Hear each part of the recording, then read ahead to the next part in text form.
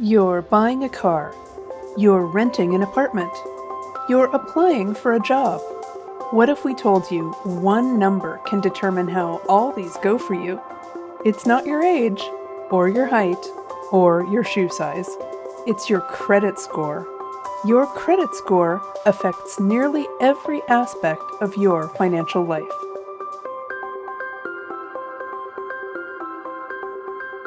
It's just a number that ranges from 300 to 850, but it communicates to the world your credit worthiness. The higher your score, the better your credit profile. It's like a financial GPA that lenders, landlords, and even employers use to gauge your reliability. Why assign a credit score? It's like a financial audit summarized and condensed into one number for quick snap judgments. Credit scores help lenders decide how likely you are to repay a loan. A high score means you're a low-risk borrower, which can translate into lower interest rates and better loan terms. On the other hand, a low score can limit your options and make borrowing more expensive. How do you achieve a high credit score? It all starts with your payment history, making up 35% of your score. This is all about paying your bills on time. Imagine each bill as a report card. A missed payment is like a failing grade that stays on your permanent record. Well, it reportedly stays there for 7 years or so. Every late payment can knock points off your score. If you're looking to improve your payment history, consistency is key. The more you pay on time, the better your score.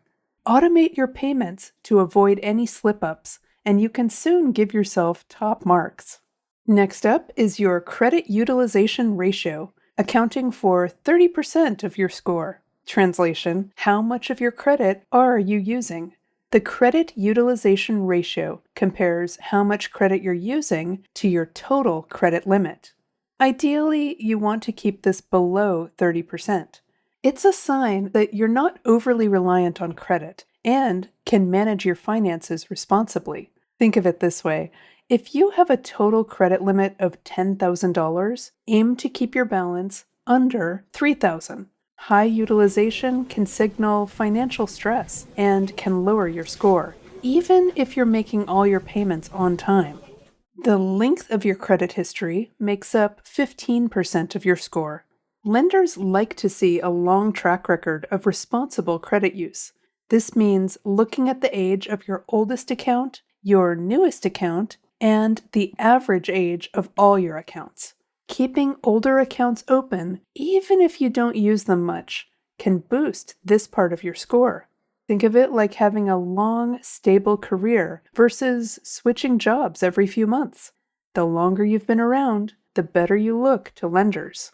Every time you apply for new credit, a credit check appears on your report and stays there for 2 years. However, your credit score only considers inquiries from the last 12 months. These new credit inquiries make up 10% of your score. While it's common to shop for new credit more frequently these days, opening several new accounts in a short period can be risky, especially if you don't have a long credit history.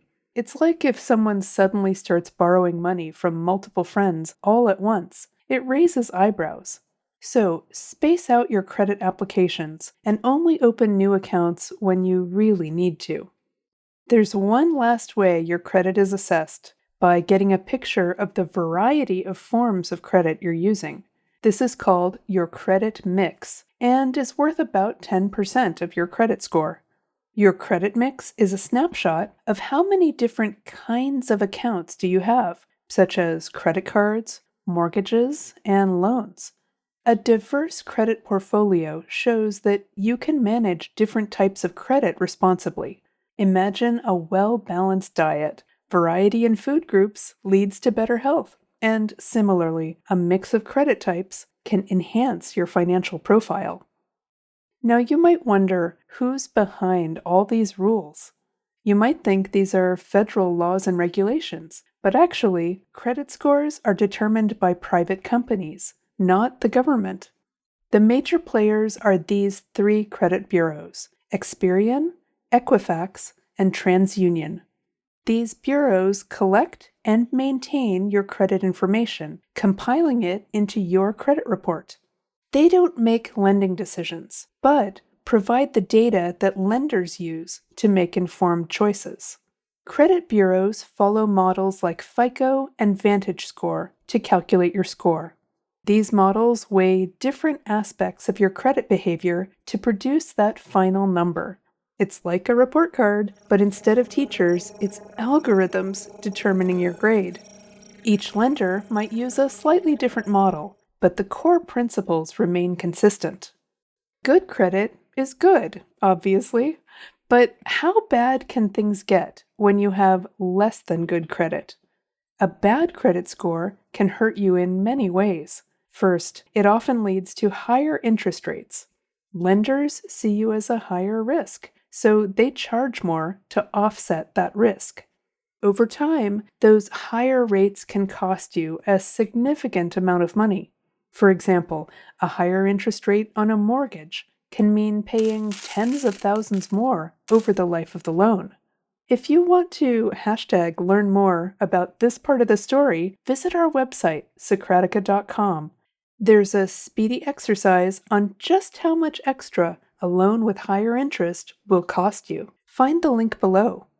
Bad credit is like a financial scarlet letter. It's like a penalty for past mistakes. For years after your youthful indiscretions, you might pay extra, or even be denied altogether. That's right, a low score can make it difficult to get approved for loans, credit cards, and renting an apartment. Surprised by that last one? Landlords use your credit score to gauge your reliability as a tenant. But wait, there's more. Employers in some industries also check credit scores as part of the hiring process. A bad score can signal financial irresponsibility, which might concern potential employers, especially in roles involving financial management. Insurance premiums can also be affected. The reasoning here is that people with low scores might file more claims. This means a bad credit score can cost you more in car or home insurance. In essence, a bad credit score can become a barrier to achieving many or even most of your financial goals. This means improving your credit score is crucial. Start by regularly checking your credit report for errors. You're entitled to a free report from each bureau annually, and correcting mistakes can boost your score. Here are some more concrete steps you can take to keep your credit score up. Paying bills on time is essential. Set up reminders or automate payments to ensure you never miss a due date. Keeping your credit utilization low is another key strategy. Over time, you may qualify for increased limits on your credit cards. Keep the balance low, but the available credit high. Avoid opening too many new accounts at once. Each application results in a hard inquiry, which can temporarily lower your score. Finally, maintain long-standing accounts to benefit from a lengthy credit history. If you have to close some accounts, try to close newer ones. Understanding and managing your credit score is vital. It affects many aspects of your life, from loans and rentals to insurance rates and job opportunities. Monitor your score regularly and take proactive steps to improve it. Remember, a good credit score opens doors and provides financial flexibility. Keeping your credit score healthy is smart money. Just one more thing.